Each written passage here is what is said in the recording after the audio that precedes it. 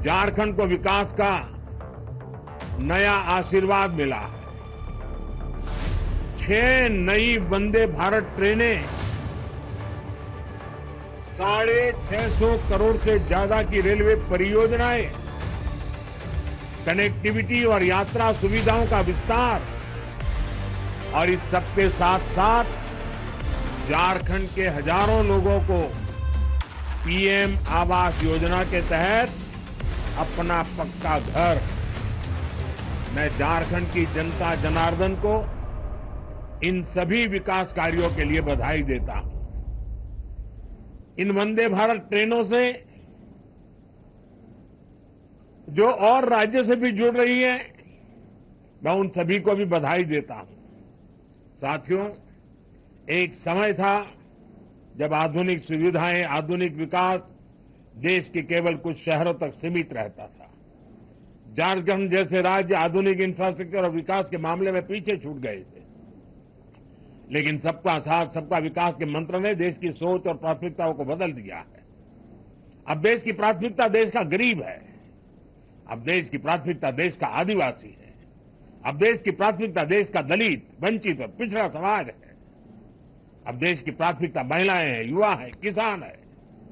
इसलिए आज दूसरे राज्यों की तरह ही झारखंड को वंदे भारत जैसी हाईटेक ट्रेनें मिल रही है, आधुनिक इंफ्रास्ट्रक्चर मिल रहा है।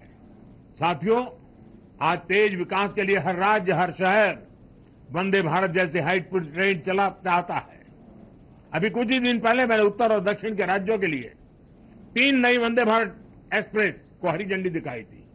और आज टाटानगर से पटना, टाटानगर से उड़ीसा के ब्रह्मपुर, राउरकेला से टाटानगर होते हुए हावड़ा, भागलपुर से दुमका होते हुए हावड़ा, देवघर से गया होते हुए वाराणसी और गया से कोडरमा, पारसनाथ, धनबाद होते हुए हावड़ा के लिए वंदे भारत एक्सप्रेस की सेवा शुरू हुई है। और अभी जब मंच पे आवास वितरण का कार्यक्रम चल रहा था, उसी समय मैंने झंडी दिखा करके इन सभी वंदे भारत ट्रेनों को विदाई भी दे दी और वो अपने गंतव्य स्थान पर चल पड़ी है। पूर्वी भारत में रेल कनेक्टिविटी के विस्तार से इस पूरे क्षेत्र की अर्थव्यवस्था को मजबूती मिलेगी। इन ट्रेनों से कारोबारियों को, छात्रों को लाभ होगा। इससे यहां आर्थिक और सांस्कृतिक गतिविधियां भी तेज होगी। आप सभी जानते हैं, आज देश और दुनिया से लाखों की संख्या में श्रद्धालु काशी आते हैं।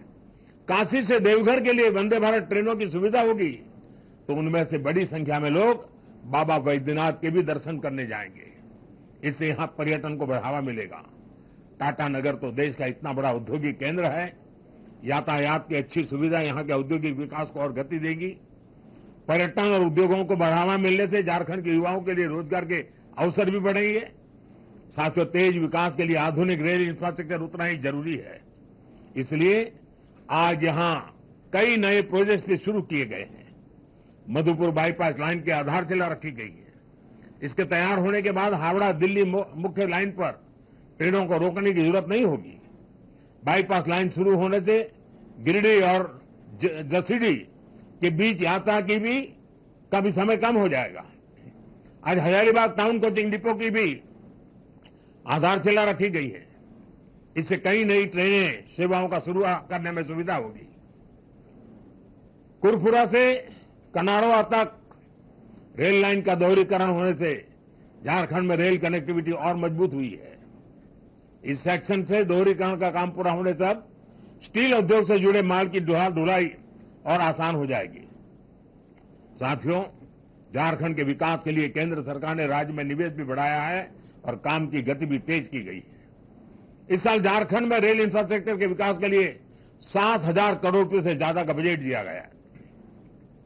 अगर हम इसकी तुलना 10 साल पहले मिलने वाले बजट से करें तो ये 16 गुना ज्यादा है। रेल बजट बढ़ने का असर आप लोग देख रहे हैं। आज राज्य में नई रेल लाइन्स बिछाने, उनके दोहरीकरण करने और स्टेशनों पर आधुनिक